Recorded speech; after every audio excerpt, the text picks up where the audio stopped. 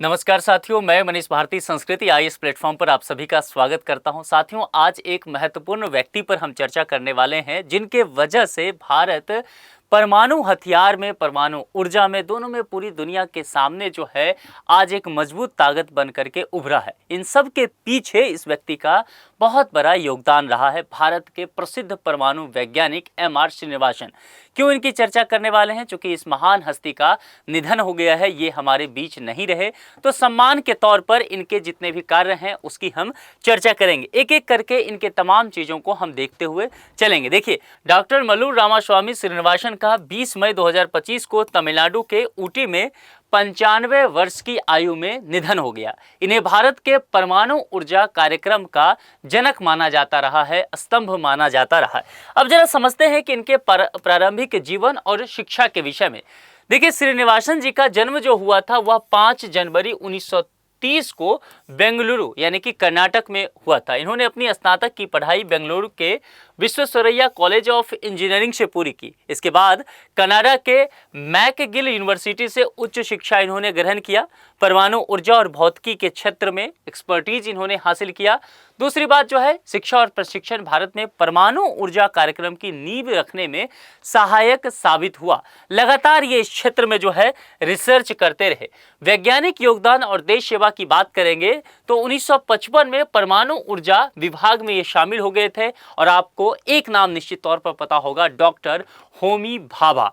तो डॉक्टर होमी भाभा के साथ भारत के पहले परमाणु अनुसंधान रिएक्टर अप्सरा पर काम किया, जो 1956 में क्रिटिकल हो गया था। अप्सरा, ध्यान रखिएगा, इस पर हम चर्चा करेंगे। ये इनके जीवन का खास एक बात रहा है। उसके बाद 1959 की बात करते हैं। 1959 में उन्हें भारत के पहले परमाणु ऊर्जा स्टेशन के निर्माण के लिए प्रधान परियोजना इंजीनियर के रूप में नियुक्त किया गया। और उसके बाद 1967 की बात करेंगे। 1967 में श्रीनिवासन साहब को मद्रास परमाणु ऊर्जा स्टेशन के मुख्य परियोजना इंजीनियर के रूप में कार्यभार दिया गया, जिसको बखूबी इन्होंने निभाया।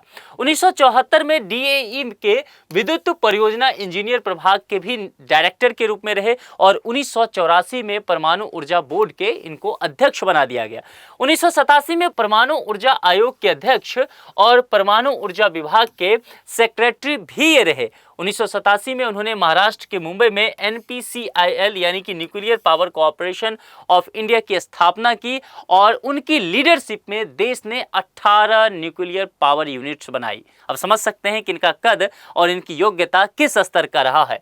वह World Association of Nuclear Operators के founder member, Indian National Academy of Engineering and Institute of Engineers के फेलो और इंडियन न्यूक्लियर सोसाइटी के इमेरिटस फेलो भी रहे। इनके प्रयासों से भारत का परमाणु ऊर्जा कार्यक्रम अंतर्राष्ट्रीय स्तर पर लगातार सम्मानित होता रहा। और आज जो हम कहते हैं ना कि हम जो है न्यूक्लियर ब्लैकमेल नहीं सहेंगे किसी भी देश का, पाकिस्तान को ध्यान में रखते हुए हम कहते हैं, भारत के प्रधानमंत्री कहते हैं, उन सब चीज के पीछे इस व्यक्ति का बहुत बड़ा योगदान रहा। और इनके योगदान को देखते हुए भारत सरकार ने समय समय पर इन्हें विभिन्न पुरस्कारों से सम्मानित भी किया। 1984 में ही इन्हें पद्मश्री दिया गया था। 4 जो सिविलियंस अवार्ड है उसमें सबसे नीचे वाले पायदान पर देखेंगे तो पद्मश्री है, उससे ऊपर जो है वह पद्म भूषण है। तो पद्म भूषण जो है 1990 में दिया गया।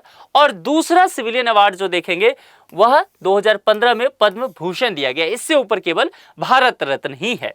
होमी भाभा गोल्ड मेडल भी मिला, संजय गांधी पुरस्कार भी मिला, ओम प्रकाश भसीन पुरस्कार जो है मिला। इसके अलावा बहुत सारे अवार्ड जो है इनके नाम से जुड़ा हुआ है।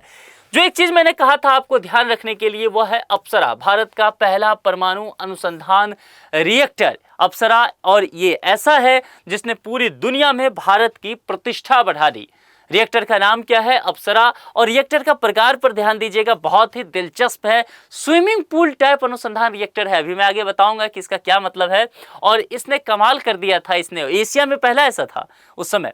ईंधन की बात करेंगे तो हाईली इनरिच्ड यूरेनियम HEU का इस्तेमाल होता है। स्थान ट्रॉम्बे, मुंबई में, जो अब की बार्क है यानी कि भाभा परमाणु अनुसंधान केंद्र जो होता है वह है।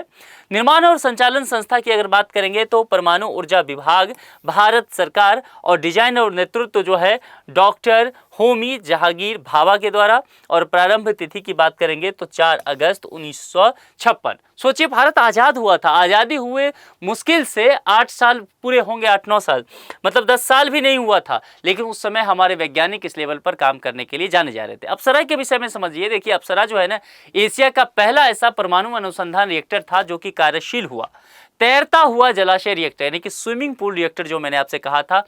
इसमें क्या होता है कि एक बड़ा जलाशय होता है जिसमें रिएक्टर को रखा जाता है। यह जल गर्मी हटाने, विकिरण शील्ड और दृश्य अवलोकन के लिए बहुत ही उपयोगी साबित होता है। अप्सरा ने भारत को नागरिक परमाणु ऊर्जा उपयोग और अनुसंधान में आत्मनिर्भरता दिलाया, जो कि आगे चल करके भारत के दृष्टिकोण से देखेंगे तो बहुत महत्वपूर्ण साबित हुआ। भारत में परमाणु ऊर्जा की अगर बात करेंगे तो भारत में परमाणु ऊर्जा उत्पादन का संचालन मुख्य रूप से nuclear power corporation of India limited यानी कि NPCIL द्वारा किया जाता है। इसकी स्थापना सितंबर 1987 में की गई थी। आगे बात करें, भारत वर्तमान में 7 स्थानों पर 25 परमाणु संयंत्र संचालित कर रहा है, जिनकी कुल स्थापित क्षमता 8,880 मेगावाट है, जो देश के बिजली उत्पादन में लगभग 3% का योगदान देते हैं। 6,600 मेगावाट क्षमता वाले 8 रिएक्टर जो है वह अभी कंस्ट्रक्शन है, अंडर कंस्ट्रक्शन में है, निर्माणाधीन है, और 7,000 मेगावाट क्षमता वाले अन्य 10 रिएक्टर जो है परियोजना पूर्व चरणों में है, यानी कि आगे चल करके इसे पूरा किया जाना है। तो कुल मिलाकर के इन सब के पीछे आज जो कुछ भी हो रहा है, ये डेवलपमेंट हो रहा है, इसके पीछे श्रीनिवासन साहब का बहुत बड़ा योगदान है। इनकी वजह से ही आज हम इस स्तर तक पहुंच सके हैं कि दुनिया का कोई देश भी हमें आंख उठा करके नहीं जो है धमका सकता है। और इसीलिए हम कहते हैं कि हम जो है न्यूक्लियर ब्लैकमेलिंग नहीं सहेंगे। एक प्रश्न संभावित हो सकता है, यह आपको जवाब देकर के बताना है। Nuclear power corporation of India limited NPCIL की स्थापना कब हुई थी? आपको जो है यहाँ पर ईयर दिया गया है, 4 में से एक सही होगा। जवाब कमेंट बॉक्स में लिख करके आपको बताना है। दोस्तों, आप इनके विषय में क्या सोचते हैं? ऐसे महान व्यक्ति जिन्होंने देश के लिए सर्वोच्च दिया, इनके विषय में यदि आप कुछ कहना चाहते हैं, कमेंट बॉक्स ओपन है, आप अपना विचार रख सकते हैं। आज के लिए इतना ही। अपना बेहद ख्याल रखिए। बहुत बहुत शुक्रिया। Thank you so much.